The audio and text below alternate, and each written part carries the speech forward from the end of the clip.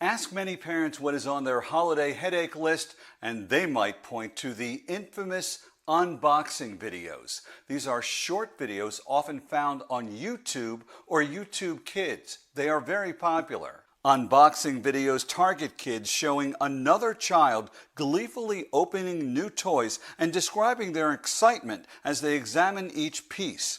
A University of Colorado Boulder study says 2 out of every 3 children watch these videos, and the more they watch, the more likely they are to place demands on their parents. And when parents say no, the more likely the kids are to throw a tantrum. Here's a little secret. Influencers are often incentivized with free products or cash to make those videos.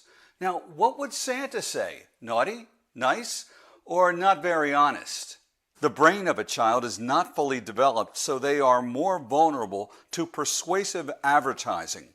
Moms and dads, limit what the kiddos watch. That is not always easy in homes with TVs, tablets, and smartphones. The best approach may be to explain why you worry about unboxing videos, and if they do watch, make it a teaching moment. I'm Bill Prasad, your mental health and wellness expert.